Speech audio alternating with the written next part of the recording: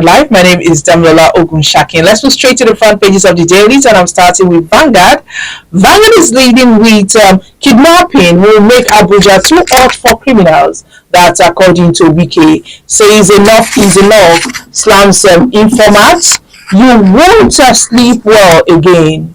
And you can see that story on page 9 of Vanguard newspaper. On page 8, Buhari defends Emefiele on naira redesign. FX backlog, CBN uncovers abuses, vice sanctions, and on page 16, Olufason says, the truth is there are incentives for official corruption in Nigeria unless they are systematically tackled. Ministers and other office holders will also abuse public office for personal gain. Now on sport, on page 31, AFCON 2023, Super Eagles in search of redemption. And according to Coach Pesairo, it says it is important for us to maintain our style and enjoy the game. We must also defend well and convert our chances. And lastly, on the Vanguard newspaper on page 12, Edo 2024, Ighodalo declares shuts down Benin. And there are three photo stories showing the impact of the massive explosion on the immediate environment of Aderisola Street, Aderi area of Bodija, Ibadan, or your state on Tuesday night. Now, away from there, we move to the Nation. Nation is leading with Ibadan explosions, 3 dead, 77 injured, 58 houses damaged. How explosives boomed by residents, fake OK's review of laws on explosive, Akintola, Oladokun news buildings, police tightening security in Lagos. You can see that on pages 2 and 3. Now on page 8, Obi of Onitsha tackles Soludo for suspending monarchs. Crowdfunding for ransom payment will worsen kidnapping, says federal government. IG raises squad, FCT will be out for criminals, says WIKE. Stories above the banner. Edopo, Ighodalo joins race as Labour Party pegs form at 30 million. NEC OK's hike in electricity tariff. Sector to get 1.6 trillion naira subsidy. You can see that on page 4. And lastly on the Nation, government set to crash prices of medicine. That can be seen on page 8. Now the Guardian. Guardian is leading with outrage as Ibadan explosion exposes illegal mining, weak regulations. You can see that on page 6. 36 oil firms record a $425 billion windfall in 24 months, says reports. You can see that on page 3. Still on page 3, Agbakoba tackles Tinubu on new constitution. Families of abducted persons appeal to Tinubu Makinde over 100 million naira ransom. Without security, we have no business in government, says WIKE. You can see that on page 26. Nigeria may borrow more to sustain discos, Gencos as NEC adjusts tariff. You can see that on page 6. And lastly on the Guardian, Naira falls to 1,320 naira per dollar amid uncertainty over NPC status. You can see that on page 6. Now the Punch. Here we have Ibadan explosion. Residents blame Malian illegal miners as federal government probes blast. There were corpses all over streets, says residents. Foreign rings behind the explosion. That's according to Makinde. Fish out those responsible, Tinubu tells police. Inspector General dispatches anti-bomb unit. 58 houses destroyed. You can see that on page 7. Now on page 6, federal government seeks $1.5 billion loans to shore up naira and boost budget. Ondo and Motekun arrest 19 kidnappers and 17 others. Student loan begins January as federal government opens website soon. That can be seen on page 28. And stories above the banner. Government suspends electricity tariff hike. Power subsidy hits 1.6 trillion naira. Lastly, on the Punch newspaper, abduction. Federal government faults on Nigerians crowdfunding to pay ransoms. You can see that on page 7 of the Punch. And that's all we have on the front pages of the dailies. Join us after the break for the analysis. Welcome back. If you're just joining us, this is Today in the News on Vanguard Live. My name is Damlola Ogunshakin. Joining us to analyze the front pages of the dailies this morning is Mr. Oludare Mayowa. He's the publisher of Global Financial Digest. Good morning, Mr. Mayowa. Thanks for having me today, Damlola. Yes, thank you for joining us. Now let's go straight to the front pages of the dailies. And the Minister of Federal Capital Territory (FCT), WIKE, yesterday commenced their confidence-building visit to area councils in the territory, declaring that security agencies will enforce make it what for bandits. And his visit is, of course, against the backdrop of the incessant kidnapping and killings of victims by bandits in the area. What's your take on the WIKE's visit to these areas? Okay, thank you very much. I think the insecurity in Abuja is becoming very concerning, very unpleasant, so to say, because Abuja happens to be one of the safest cities in this country in time past, and the incursion of Abuja, the federal capital, is showing that the bandits, the terrorists, whoever they behind it, are more daring to challenge the government. Because if you are infiltrating the seat of power, then it's like you are daring the government in their doorstep, and that's very significant for security in this country. And for WIKE to take that step is expected of him as a chief or a security officer, to say, of the state, as a governor in coach of Abuja Federal Capital Territory. Government need to do more in terms of security in Abuja and all over the country. We need to rejig the security infrastructure. We need to rejig the personnel. We need to they are well equipped, trained, well briefed. And what is happening in Nigeria today, the surge in kidnapping, for example, across the country, is indicating that probably our security agents have been infiltrated by these bandits, these terrorists, and government need to do something about it. For me, I believe UK step is the right direction, but the federal government need to wake up and do something significant to ensure that they curb this. Otherwise, if you add insecurity to our economic challenges, then Nigeria is going to face a tough time, both locally and abroad. But what do you think is the cause of the sudden increase in kidnappings? Because before the end of last administration, it reduced drastically. So what do you think is the cause of the increase? Don't forget the government policies that impoverish many people today. The last 6 months of this administration, first have been removed. Prices of security have been adjusted upwardly. Price of foods have gone up astronomically. Price of everything in Nigeria today has gone up, and the unemployment has increased because many companies have closed down. So these are the byproduct of what we are seeing, economic impact. Once there is an economic challenge, people are out of job, people want to survive, and what they resort to is criminality or otherwise. They want to the primary objective of every man is survival, self-preservation. And if people who cannot do anything, who cannot have access to finance, to feed, to live, then they resort to criminality. And don't forget too that the long before this time, the criminality are already very close in Niger, for example, Nasarawa, very close to Abuja, already there.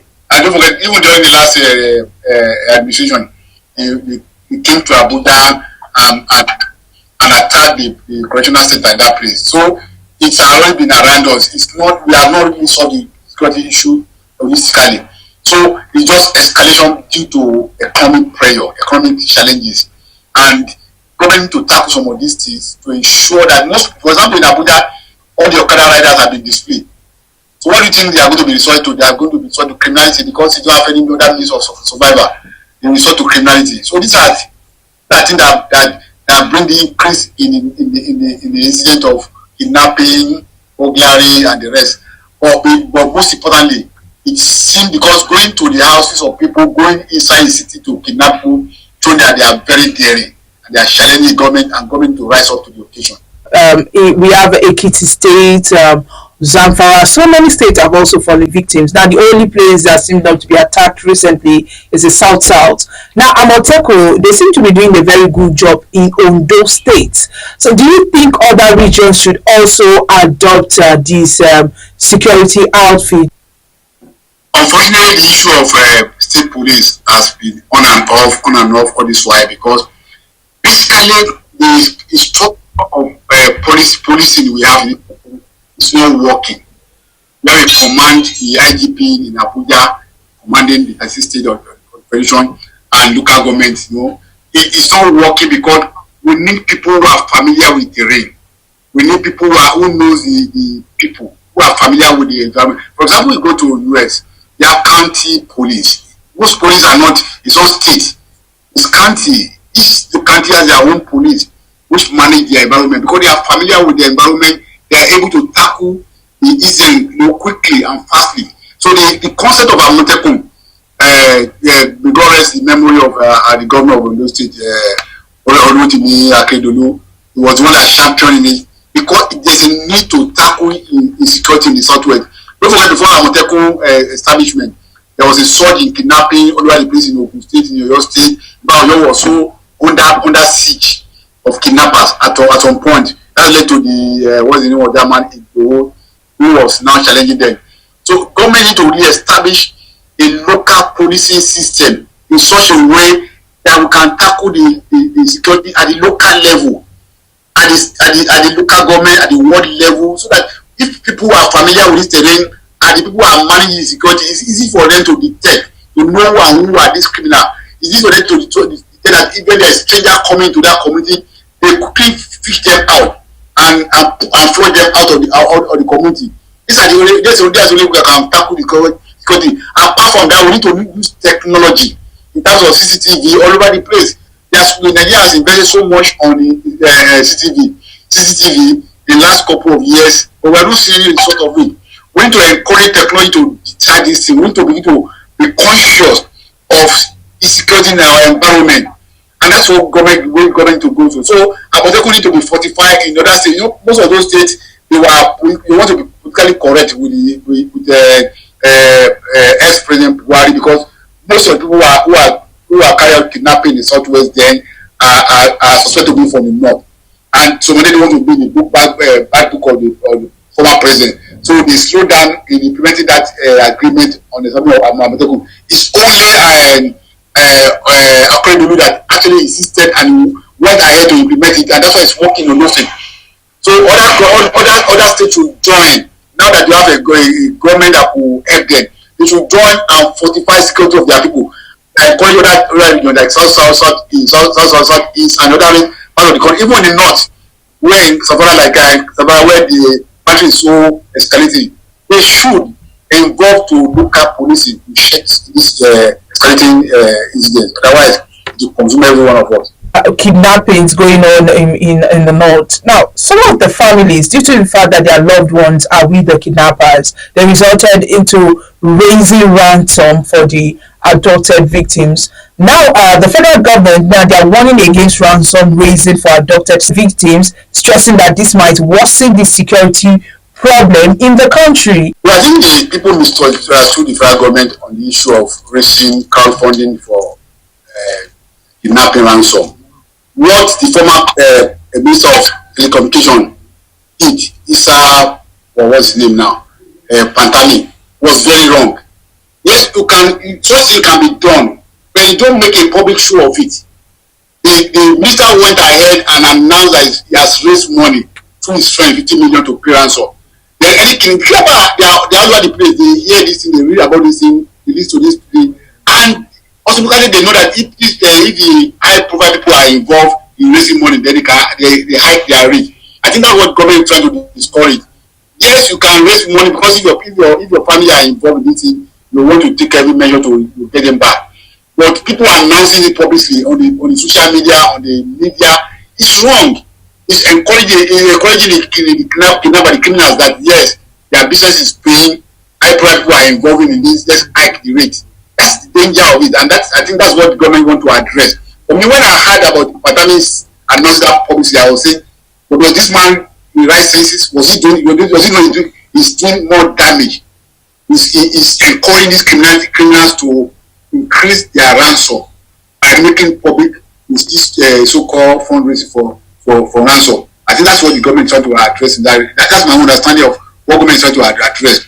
Government will not say you should not pay ransom if your family are in danger. If people will go anyhow to get their family from captivity. I think what they are trying to discourage this, and people should desist from doing that too. In 2023, just before the general election, Nigeria experienced what they call a scarcity of naira. Former President Muhammadu Buhari, he defended the redesign of the naira by the Central Bank of Nigeria ahead of the 2023 general election, and we knew that that was what caused the scarcity of naira. He said that the policy gave the country what he calls a clean election, but of course, he did not elaborate on what it means. So, what's your take? I think also the ex-president Buhari was reacting to the report of the federal investigators that says that Buhari did not approve the designing. That was what the report said, that he did not approve it. So I think the president reacted to that said, "You are approving it, I go ahead with it." And for those of us who know the story of Buhari when he was in military government, the first thing he did in 1984, when he got to power, is to change the naira, change the color of naira, and put Nigeria through the same process of agony and scarcity and the rest. So for people to say that he did not approve it, I think they are trying to excuse him, not to hurt him. That's why probably the report is skewed in that way. And the president is saying, no, I fully back it up and I support it. And this is what the reason we want to achieve. And that was the reason, that was the objective that the Emefiele enunciated there, that, we want a clean electoral process, want this, want that, want to stop criminality, want to stop ransom payment and the rest. There was nothing wrong in the project in the sense of it. It would have helped Nigeria to, for example, those who stock naira who corruptly stole their money and stock in the house, were forced to bring it out and expose it. But it was badly implemented. It was wrongly implemented and it was wrongly timed. And that's what was wrong with the entire thing. And because the nation was not prepared for the citizen was not prepared for it, the government was not prepared for it, it disrupted the entire system. For me, the program, the project itself was not wrong. It was the implementation, it was the manner and the implementing the project that was wrong. That's my own take on that. Okay, let's talk about Ibadan. Now, as victims count their losses from Tuesday's explosion that shattered the serenity of Ibadan metropolis, there has been renewed calls for the review of activities of illegal miners in the countries to checkmate the menace, particularly preventing the occurrence of such explosion. Now, in a preliminary investigation by the Oyo State government, they revealed that the explosion may not be unconnected with the storage of explosives in a residential building by illegal miners. What's your take on this? Unfortunately, Ibadan incident was so unfortunate, so sad. If I was calling somebody this might say, who will pay for those property destroyed? Who will help those people who have been displaced from their houses to get another accommodation to rehabilitate them? Who will pay for the damaged property, damaged asset and the rest? It's unfortunate that such incidents still happen in this country. And unfortunate too that I'm not sure the government can actually be able to detect those who keep explosives in their abode, and which led to this massive destruction in Ibadan State. I think what government to do is to tighten up regulation, and to manage the mining system, the mining sector in such a manner that people comply with the rules that guide security of explosives. When you are using this material, there's a way you are expected to store them in such a way that will not cause harm to the populace. But unfortunately, people move to the residential place, and it causes so much havoc in the government to step up their game in terms of monitoring, in terms of sanction for people who violate the rule. Right now, in part of the southwest, for example, we go to Ife, go to Inisha, the rest. There are illegal mining by Chinese all over that place. Destroying farmland and the rest. Well, how are they going about this thing? And government is aware. They do anything about it. Because this thing happening, but it can happen anywhere where they are doing this mining, illegal mining. Probably they are storing their explosives in the house, in highly populated. And what happens if you experience this kind of thing? Government to up its game to curb illegal mining in this country, so that if you are approving licensing for people who are mining, they are following regulation, and there's a proper monitoring to ensure that they are doing the right thing. Otherwise, they'll be endangering all of us. And I so sympathize with people who are affected by what happened in Ibadan. It's so sad. All right, thank you, Mr. Mayowa. But I'd like you to just quickly talk on this. What do you think about 2024 slogan, no grief for anybody? Nigeria is a very funny society. We are very vibrant. We are very up looking. People just come with one idea and it just catch fire, just go all vibrant all over the place, and it become an issue.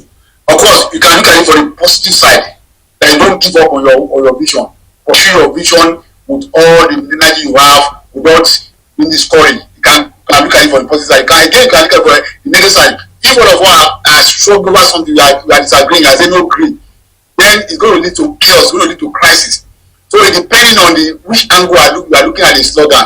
But what I would just say that there should be a campaign in the mosque, in the church, on the social media to ensure that there is moderation, that we don't take it to the extreme, don't take the slogan to the extreme, so that we can avert crisis in our country. But for me, I see it as number one, as a social clique, to encourage people to be more aggressive in pursuing their dream. And if you're able to paint it from that perspective, I think it will help Nigerians to quickly recover from economic challenges, able to put more drive in their quest to improve their lifestyle. That's the way I look at it. Let's end this with Mr. and Mrs. The first person speaking this morning is Mrs. Mrs. says, I saw your friend yesterday. He looked undernourished. And Mr. says his wife feeds him with romance instead of food. He once invited me over for a meal of French fries. When I got there, both were engaged in French kiss. I left 10 minutes later. Apparently, he has forgotten about the rice. Wow. Of course, that's their own business. You can do it. I mean, they are reacting to the economic challenges. So they are conserving money in food, and they are using money to cover they are facing other issues. They are using romance to cover up. The economic challenges. Thank you, Mr. Mayowa, for joining us this morning. Thank you very much for having me today, and have a lovely day. Yes, and don't want to like and follow us on all our social media platforms showing on your screen on Facebook, Instagram, Twitter, TikTok. And also don't forget to visit our website www.vanguardngr.com to get more of our top stories. My name is Damilola Ogunshakin. Have a lovely day.